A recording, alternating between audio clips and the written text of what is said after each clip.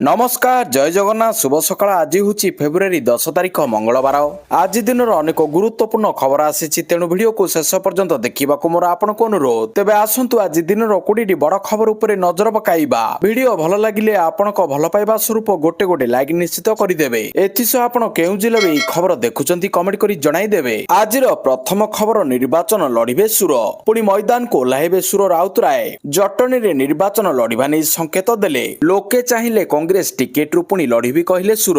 से आहुरी कहते जे मु छाड़ी देइथिली बोली एथर कांग्रेस जटनी रे हारिला। आउ थरे जटनी रे कांग्रेस आसीबो। लोकंक सह मिसुचु विभिन्न कार्यक्रम रे जोग देउछु। आम पाखरे शक्ति संगठन पैसा अछि लड़िबु जितिबु। परवर्ती खबर संसद भवन को बोमा धमक। संसद भवन को बोमारे उड़ाई देबा पई धमक मिलिछि। 13 तारिख दिन 1:11 रे विस्फोरण कराइबाकू धमक मिलिछि। संसद भवन सह 9टी स्कूल को मध्य आसीछि बोमा धमक। खलिस्तान ना रे मेल रे आसीछि बोमा धमक। दिल्ली को खलिस्तानी करिबाकू मेल रे उल्लेख करा जाइछि। बोमा धमक पर राजधानी दिल्ली रे हाई अलर्ट रे अछि। सूचना पाइबा परे घटनास्थल रे दिल्ली पुलिस अग्निशम टीम बम स्क्वाड तनतन जांच करुछंती। परवर्ती खबर 12 तारिख रे धर्मघट को कांग्रेस रो समर्थन घोषणा। आसंता 12 फेब्रुआरी गुरुवार 10टी केंद्रीय श्रमिक संगठन पक्षरु डाकरा दिया जाइतिबा धर्मघट को ओडिशा प्रदेश कांग्रेस कमिटी पक्षरु समर्थन घोषणा करा जाइछि। एई मर्मरे पीसीसी सभापति भक्तचरण दास एक प्रेस विवृत्ति रे कहिसंती उपा अमलरु चाली आसितिबा कल्याणकारी महात्मा गांधी निश्चित कर्म नियुक्ति आईन को केंद्र सरकार उच्छेद करी बीबीजी रामजी परी श्रम विरोधी योजना आरंभ करितिबारु कांग्रेस दल पक्षरु देशव्यापी निरंतर धर्मघट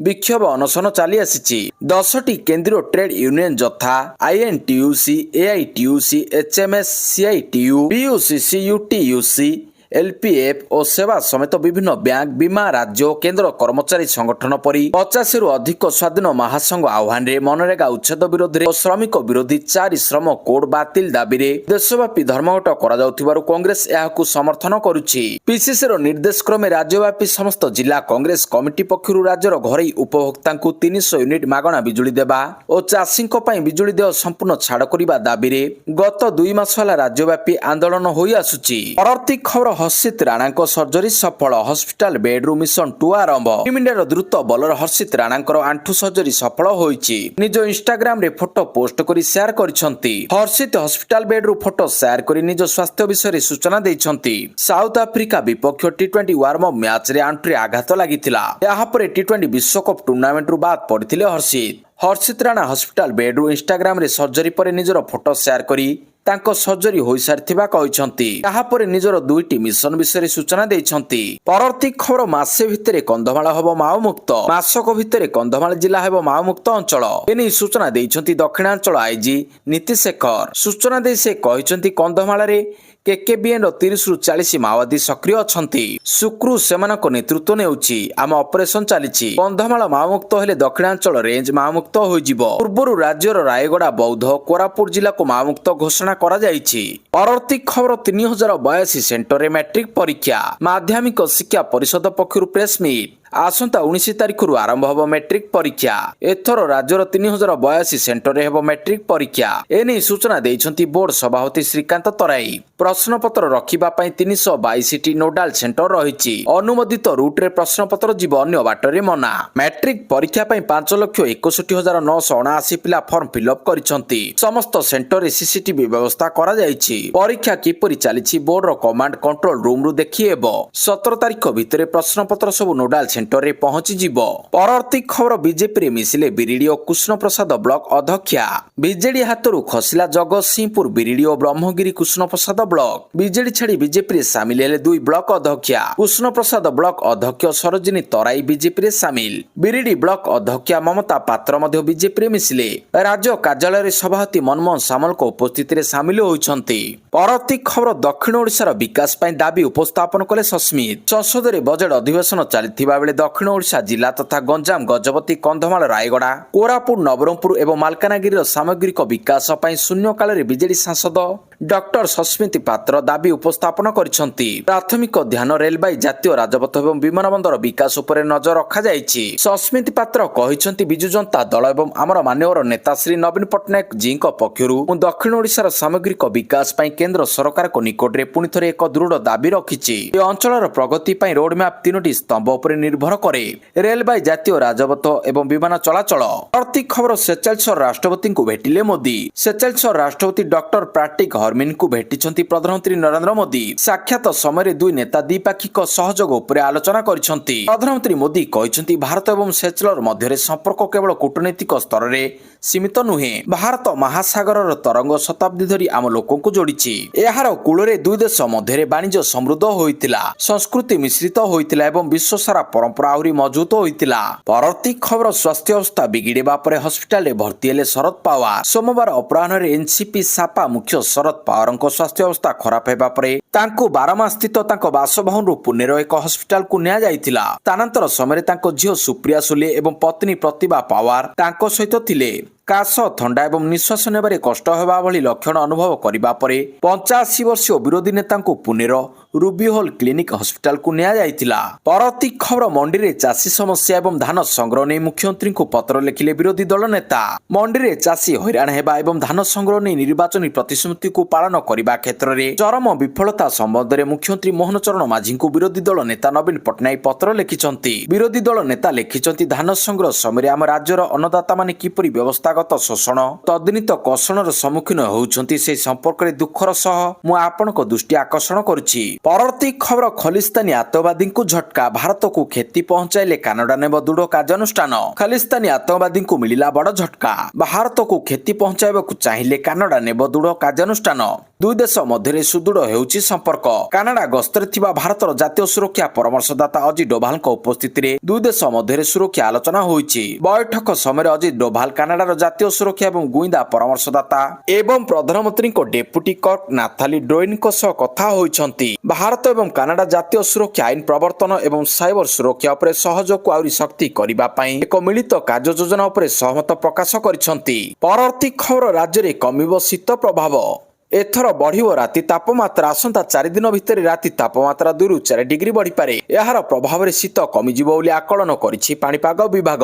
ଉପକୂଳ ଓ ପଶ୍ଚିମ ଓଡ଼ିଶାର ଅଧିକାଂଶ ସ୍ଥାନରେ ତାପମାତ୍ରା 15 ଡିଗ୍ରୀ ବା ଏହାଠାରୁ ଅଧିକ ରହିବ। ଆଭ୍ୟନ୍ତରୀଣ ଓଡ଼ିଶା ଓ ଦକ୍ଷିଣ ଓଡ଼ିଶାର କିଛି ସ୍ଥାନରେ ପାରଦ 10 ଡିଗ୍ରୀ ବା ଏହାଠାରୁ ସାମାନ୍ୟ ଅଧିକ ରହିପାରେ। ସେହିଭଳି 12 ତାରିଖ ଯାଏଁ ଉପକୂଳ ଓଡ଼ିଶାର ବିଭିନ୍ନ ସ୍ଥାନରେ ମଧ୍ୟମ ଧରଣର କୁହୁଡ଼ି ଦୃଶ୍ୟମାନ ହେବ ବୋଲି ପାଣିପାଗ ବିଭାଗ ଆକଳନ କରିଛି। ପରବର୍ତ୍ତୀ ଖବର, ଚନ୍ଦ୍ରୟାନ 4 ମିଶନରେ ଇସ୍ରୋକୁ ବଡ଼ ସଫଳତା। ଚନ୍ଦ୍ରରୁ ପୃଥିବୀକୁ ନମୁନା ଫେରାଇବାକୁ ପ୍ରସ୍ତୁତ। ଭାରତୀୟ ମହାକାଶ ଗବେଷଣା ସଂଗଠନ ଇସ୍ରୋ ତାର ଚନ୍ଦ୍ରୟାନ 4 ମିଶନ ସହିତ ଏକ ବଡ଼ ସଫଳତା ହାସଲ କରିଛି। ଚନ୍ଦ୍ରରେ ସୁରକ୍ଷିତ ଅବତରଣ ଏବଂ ସେଠାରୁ ମାଟି ଏବଂ ପଥର ନମୁନା ଫେରାଇ ଆଣିବା ପାଇଁ ଇସ୍ରୋ ଗୁରୁତ୍ୱପୂର୍ଣ୍ଣ ବୈଷୟିକ ପରୀକ୍ଷଣ ସମାପ୍ତ କରିଛି। ଏହି ମିଶନ ଭାରତର ମହାକାଶ ଇତିହାସରେ ଏକ ନୂତନ ଅଧ୍ୟାୟ ସୃଷ୍ଟି କରିବ। ଚନ୍ଦ୍ରୟାନ 4 ଚନ୍ଦ୍ର ପୃଷ୍ଠରୁ ନମୁନା ସଂଗ୍ରହ କରି ସୁରକ୍ଷିତ ଭାବରେ ପୃଥିବୀକୁ ଫେରାଇ ଆଣିବା ପାଇଁ ଭାରତର ପ୍ରଥମ ମିଶନ ହେବ। ମିଶନର ଉଦ୍ଦେଶ୍ୟ ହେଉଛି ଚନ୍ଦ୍ର ମାଟି, ପଥର ଏବଂ ଖଣିଜ ପଦାର୍ଥର ଅଧ୍ୟୟନ କରିବା, ଯାହା ଚନ୍ଦ୍ରର ଗଠନ ଏବଂ ଉତ୍ପତ୍ତି ବିଷୟରେ ଭଲ ଭାବରେ ବୁଝିପାରିବ।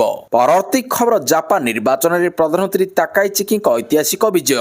ଅଭିନନ୍ଦନ ଜଣାଇଲେ ମୋଦି। ଜାପାନ ପ୍ରଧାନମନ୍ତ୍ରୀ ସୋନାଏ ତାଇଚିକି ରବିବାର ଏକ ଐତିହାସିକ ବିଜୟ ହାସଲ କରିଛନ୍ତି। ଭୋଟ ଶେଷ ହେବାର 2 ଘଣ୍ଟା ମଧ୍ୟରେ ତାକାଇଚିଙ୍କ ମେଟ ବହୁମତ ପାଇଁ ଆବଶ୍ୟକ 233 ଆସନ ଅତିକ୍ରମ କରିଛି। ତାଙ୍କ ଲିବରାଲ ଡେମୋକ୍ରାଟିକ ପାର୍ଟି ଏଲଡିପି ଏକ ବିଶାଳ ବିଜୟ ହାସଲ କରିଛି, ଯାହାକୁ ଏ ପର୍ଯ୍ୟନ୍ତ ଏହାର ସର୍ବୋତ୍ତମ ପ୍ରଦର୍ଶନ ମଧ୍ୟରୁ ଗୋଟିଏ ବୋଲି ବିବେଚନା କରାଯାଉଛି। ପରବର୍ତ୍ତୀ ଖବର, ପୁଣି ମହାପ୍ରସାଦକୁ ଅପମାନ। ପୁଣି ମହାପ୍ରସାଦକୁ ଅପମାନ। ଡାଇନିଂ ଟେବୁଲରେ ବସି ମହାପ୍ରଭୁଙ୍କ ମହାପ୍ରସାଦ ସେବନର ଭିଡିଓ ସୋସିଆଲ ମିଡିଆରେ ଭାଇରାଲ ହୋଇଛି। ପୁରୀର ଏକ ହୋଟେଲରେ ବଙ୍ଗୀୟ ଯାତ୍ରୀ ଡାଇନିଂ ଟେବୁଲରେ ବସି ମହାପ୍ରସାଦ ସେବନ କରୁଥିବା ଘଟଣା ଜଗନ୍ନାଥ ପ୍ରେମୀଙ୍କୁ ଘୋର ଆଘାତ ଦେଇଛି।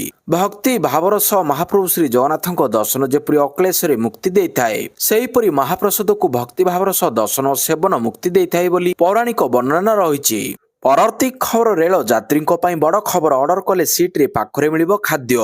ଆଇଆରସିଟିସି ଆରମ୍ଭ କରିଛି ପ୍ୟାଣ୍ଟ୍ରି। ଏବେ ଟ୍ରେନ ଯାତ୍ରା ପୂର୍ବରୁ ଅନଲାଇନରେ କରିପାରିବେ ଖାଦ୍ୟପେୟ ବୁକିଂ। ଆପଣଙ୍କ ସିଟ୍ ପାଖରେ ପହଞ୍ଚିଯିବ ଗରମା ଗରମ ଖାଦ୍ୟ। ପୂର୍ବରୁ ଏହି ସୁବିଧା କେବଳ ପ୍ରିମିୟମ ଟ୍ରେନରେ ଥିଲା। ଏହି ସୁବିଧା ବର୍ତ୍ତମାନ 25 ମେଲ ଏକ୍ସପ୍ରେସ ଟ୍ରେନରେ ମିଳିବ।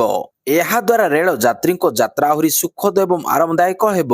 ଯାତ୍ରୀଙ୍କ ଫିଡବ୍ୟାକ୍ ଏବଂ ଆବଶ୍ୟକତାକୁ ଦେଖି ପରବର୍ତ୍ତୀ ସମୟରେ ଏ ସର୍ଭିସକୁ ଆହୁରି ବଢାଯିବ। ଇ ପ୍ୟାଣ୍ଟ୍ରି ସର୍ଭିସ ଆଇଆରସିଟିସି ର ଟିକେଟ ବୁକିଂ ୱେବସାଇଟ ଏବଂ ଆପ୍ ସହିତ ଜଡିତ ଅଛି। ପରବର୍ତ୍ତୀ ଖବର ଚର୍ଚ୍ଚାରେ ବ୍ରିଟେନର ଗୃହମନ୍ତ୍ରୀ ଶବନା ମାହମୁଦ ରବିବାର ଷ୍ଟାମରଙ୍କ ଚିଫ ଅଫ ଷ୍ଟାଫ ମେର୍ଗାନ ମ୍ୟାକ୍ସିନ୍ ଇସ୍ତଫା ଦେଇଛନ୍ତି। ତଥାପି ଷ୍ଟାମରଙ୍କ ଉପରୁ ବିପଦ ହଟିନାହିଁ। ତାଙ୍କ ଉପରେ ଇସ୍ତଫା ଦେବା ନେଇ ପ୍ରବଳ ଚାପ ରହିଛି। ଏପରି ସମୟରେ ଷ୍ଟାମରଙ୍କ ଉତ୍ତରାଧିକାରୀ ଭାବରେ ଶବନା ମାହମୁଦଙ୍କ ନାଁକୁ ନେଇ ଚର୍ଚ୍ଚା ଆରମ୍ଭ ହୋଇଯାଇଛି। ଶବନା ବର୍ତ୍ତମାନ ବ୍ରିଟେନର ଗୃହମନ୍ତ୍ରୀ ଅଛନ୍ତି। ପ୍ରଥମ ମୁସଲିମ ମହିଳା ଭାବରେ ଶବନା ଗୃହମନ୍ତ୍ରୀ ହୋଇପାରିଛନ୍ତି। ପରବର୍ତ୍ତୀ ଖବର ଲିଙ୍ଗରାଜଙ୍କର ଜାଗର ଯାତ୍ରା ନେଇ ସମୀକ୍ଷା। ଶୃଙ୍ଖଳିତ ନୀତିକାନ୍ତି ଓ ଦର୍ଶନ ଉପରେ ଗୁରୁତ୍ୱ। ଲିଙ୍ଗରାଜ ମହାପ୍ରଭୁଙ୍କ ଶୃଙ୍ଖଳିତ ରୀତିନୀତି ସମ୍ପନ୍ନ ସହ ଜାଗର ଯାତ୍ରାକୁ ସଫଳ କରିବା ନେଇ ବିଭିନ୍ନ ବିଭାଗ ନିଯୋଗ ଏବଂ ସେବାୟତ ପ୍ରତିନିଧିଙ୍କୁ ନେଇ ଏକ ସମୀକ୍ଷା ବୈଠକ ଆଇନ ପୂର୍ତ୍ତ ଅବକାରୀ ମନ୍ତ୍ରୀ ପୃଥ୍ୱୀରାଜ ହରିଚନ୍ଦନଙ୍କ ଅଧ୍ୟକ୍ଷତାରେ ଅନୁଷ୍ଠିତ ହୋଇଯାଇଛି।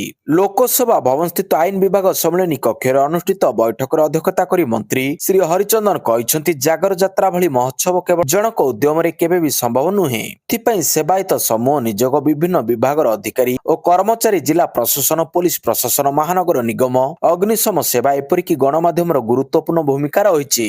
ସମୟ ଅନୁସାରେ ନୀତିକାନ୍ତି ସମ୍ପନ୍ନ ଭକ୍ତଙ୍କ ଶୃଙ୍ଖଳିତ ଦର୍ଶନ ଠାରୁ ଆରମ୍ଭ କରି ମହାଦୀପ ଉଠିବା ପର୍ଯ୍ୟନ୍ତ ସବୁକୁ ସୁଚାରୁ ରୂପେ ସମ୍ପନ୍ନ କରିବା ଉପରେ ମନ୍ତ୍ରୀ ଗୁରୁତ୍ୱ ଦେବା ସହ ସମସ୍ତଙ୍କ ସହଯୋଗ କାମନା କରିଛନ୍ତି। ପରବର୍ତ୍ତୀ ଖବର ପ୍ରତି ଶୁକ୍ରବାର କର୍ମଚାରୀ ପିନ୍ଧିବେ ହସ୍ତତନ୍ତ ଲୁଗା। ରାଜସ୍ୱ ଓ ବିପର୍ଯ୍ୟୟ ପରିଚାଳନା ବିଭାଗର ଅତିରିକ୍ତ ମୁଖ୍ୟ ଶାସନ ସଚିବ ଭାବରେ ବରିଷ୍ଠ ଭାରତୀୟ ପ୍ରଶାସନିକ ସେବା ଅଧିକାରୀ ଡକ୍ଟର ଅରବିନ୍ଦ କୁମାର ପାଢୀ ଦାୟିତ୍ୱ ଗ୍ରହଣ କରିବା ପରେ ବିଭାଗର ରାଜ୍ୟ ମୁଖ୍ୟାଳୟ, ଜିଲ୍ଲା ଏବଂ ତହସିଲ କାର୍ଯ୍ୟାଳୟରେ କାର୍ଯ୍ୟରତ ସମସ୍ତ ଅଧିକାରୀ ଓ କର୍ମଚାରୀଙ୍କ ଉଦ୍ଦେଶ୍ୟରେ ଏକ ପତ୍ର ପ୍ରେରଣ କରିଛନ୍ତି। ଏଥିରେ ରାଜସ୍ୱ ପ୍ରଶାସନକୁ ସୁଦୃଢ କରିବା ସହ ଏହାକୁ ଅଧିକ ଲୋକାଭିମୁଖୀ କରିବା ଦିଗରେ ସେ ଗୁରୁତ୍ୱାରୋପ କରିଛନ୍ତି। ପରବର୍ତ୍ତୀ ଖବର ଇଟାଲୀର ପଦାର୍ପଣକୁ ଫିକା କଲା ସ୍କଟଲ୍ୟାଣ୍ଡ। ଟି20 ବିଶ୍ୱକପ ପଦାର୍ପଣ କରିଥିବା ଇଟାଲୀର ଆରମ୍ଭ ଫିକା ପଡିଛି। ସୋମବାର କୋଲକାତାର ଇଡେନ ଗାର୍ଡେନରେ ଖେଳାଯାଇଥିବା ସପ୍ତମ ମ୍ୟାଚରେ ଏହି ଦଳକୁ 73 ରନରେ ସ୍କଟଲ୍ୟାଣ୍ଡ ହରାଇ ଦେଇଛି। ଟସ୍ ହାରି ପ୍ରଥମେ ବ୍ୟାଟିଂ କରିଥିବା ସ୍କଟଲ୍ୟାଣ୍ଡକୁ ଜର୍ଜ ମୁନ୍ସି ଓ ମାଇକେଲ ଜୋନ୍ସ ଭଲ ଆରମ୍ଭ ଦେଇଥିଲେ। ଉଭୟ ପାୱାର ପ୍ଲେରେ 49 ରନ୍ ସଂଗ୍ରହ ସହିତ ପ୍ରଥମ ୱିକେଟରେ 13 ଓଭର 5ଟି ବଲରେ 126 ରନ୍ ଯୋଡ଼ି ଦୃଢ଼ ମୂଳଦୁଆ ପକାଇଥିଲେ। ପରବର୍ତ୍ତୀ ଖବର ଦାୟିତ୍ୱ ଗ୍ରହଣ କଲେ ଉଷା ପାଢୀ। ଗୃହ ନିର୍ମାଣ ଓ ନଗର ଉନ୍ନୟନ ବିଭାଗର ଅତିରିକ୍ତ ମୁଖ୍ୟ ଶାସନ ସଚିବ ଶ୍ରୀମତୀ ଉଷା ପାଢୀ ଆଇଏସ୍ଏସ୍ ଓଡ଼ିଶା ଶିଳ୍ପ ଭିତ୍ତିଭୂମି ଉନ୍ନୟନ ନିଗମର ଅଧ୍ୟକ୍ଷ ଭାବରେ ଅତିରିକ୍ତ ଦାୟିତ୍ୱ ଗ୍ରହଣ କରିଛନ୍ତି। ଦାୟିତ୍ୱ ଗ୍ରହଣ କରିବା ପରେ ଶ୍ରୀମତୀ ପାଢୀ ଇଡ୍କୋର ବରିଷ୍ଠ ଅଧିକାରୀ ଓ କର୍ମଚାରୀମାନଙ୍କ ସହ ଏକ ଗୁରୁତ୍ୱପୂର୍ଣ୍ଣ ବୈଠକରେ ଯୋଗ ଦେଇଥିଲେ। ଏହି ଆଲୋଚନାରେ ସଂସ୍କାର ଚାଲୁ ରହିବା ବିଭିନ୍ନ ପ୍ରକଳ୍ପ ପ୍ରାଥମିକତା ଏବଂ ରାଜ୍ୟରେ ଶିଳ୍ପ ଭିତ୍ତିଭୂମିକୁ ଅଧିକ ସୁଦୃଢ଼ କରିବା ପାଇଁ ରୋଡମ୍ୟାପ ଉପରେ ସେ ଗୁରୁତ୍ୱାରୋପ କରିଛନ୍ତି। ବୈଠକ ସମୟରେ ଶ୍ରୀମତୀ ପାଢୀ ପ୍ରକଳ୍ପଗୁଡ଼ିକର ସମୟାନୁବର୍ତ୍ତୀ କାର୍ଯ୍ୟାନ୍ୱୟନ, ସ୍ୱଚ୍ଛତା, ଆନ୍ତଃ ବିଭାଗୀୟ ସମନ୍ୱୟ ଏବଂ ପୁଞ୍ଜିନିବେଶକାରୀଙ୍କୁ ଉପଯୁକ୍ତ ସହାୟତା ପ୍ରଦାନ ଉପରେ ଜୋର ଦେଇଥିଲେ। ପରବର୍ତ୍ତୀ ଖବର ମୁଖ୍ୟମନ୍ତ୍ରୀଙ୍କ 17ତମ ପାଳି ଅଭିଯୋଗ ଶୁଣାଣି।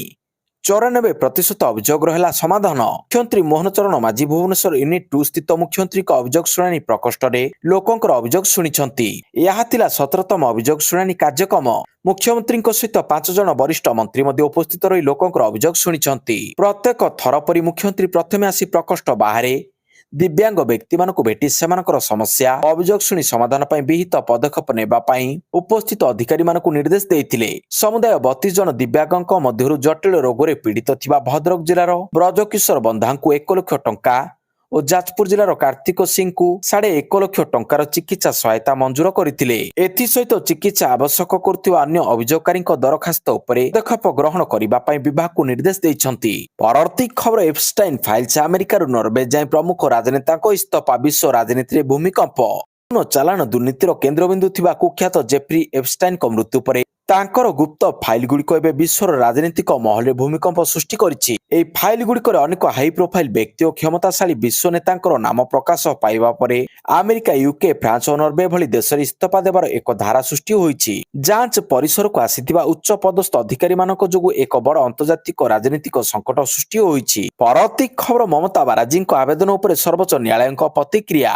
ସ୍ୱତନ୍ତ୍ର ଭୋଟର ତାଲିକା ସଂଶୋଧନ ଏସ୍ଆଇଆର୍ ବିରୋଧରେ ପଶ୍ଚିମବଙ୍ଗ ମୁଖ୍ୟମନ୍ତ୍ରୀ ମମତା ବାନାର୍ଜୀଙ୍କ ସମେତ ରାଜ୍ୟର ଅନ୍ୟ କେତେ ଜଣଙ୍କ ପକ୍ଷରୁ ସୁପ୍ରିମକୋର୍ଟରେ ଆବେଦନ ଦାଏର ହୋଇଥିଲା। ଏହି ଆବେଦନ ଗୁଡ଼ିକ ଉପରେ ଶୁଣାଣି ଜାରି ରହିଥିବା ବେଳେ ରାଜ୍ୟରେ ଚାଲିଥିବା ଏସ୍ଆଇଆର୍ରେ କୌଣସି ପ୍ରକାର ବାଧା ସୃଷ୍ଟି କରିବାକୁ ଅନୁମତି ଦେବେ ନାହିଁ ବୋଲି ସୋମବାର ସୁପ୍ରିମକୋର୍ଟ ମନା କରିଦେଇଛନ୍ତି। ପ୍ରଧାନ ବିଚାରପତି ଜଷ୍ଟିସ ସୂର୍ଯ୍ୟକାନ୍ତ, ଜଷ୍ଟିସ ଜୟମାଲ୍ୟ ବାଗଚି ଓ ଜଷ୍ଟିସ ଏନ୍ଭି ଅଞ୍ଜାରିଆଙ୍କୁ ନେଇ ଗଠିତ ଖଣ୍ଡପୀଠ ପଶ୍ଚିମବଙ୍ଗରେ ଏସ୍ଆଇଆର୍ ସମ୍ପର୍କିତ ଆବେଦନ ଗୁଡ଼ିକର ଶୁଣାଣି କରିଥିଲେ।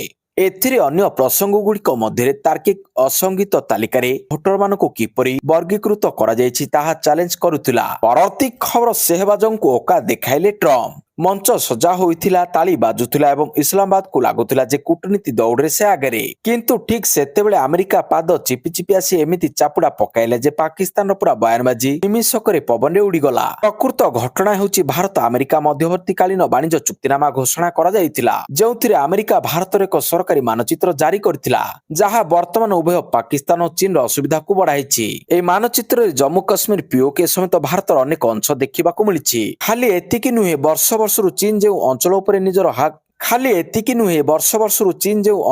ନିଜର ହକ୍ ଜାହିର କରୁଛି, ଯାହାକୁ ଅକ୍ସାଇ ଚୀନ ବୋଲି କୁହାଯାଏ, ତାକୁ ମଧ୍ୟ ଏହି ମାନଚିତ୍ରରେ ଦେଖିବାକୁ ମିଳିଥିଲା।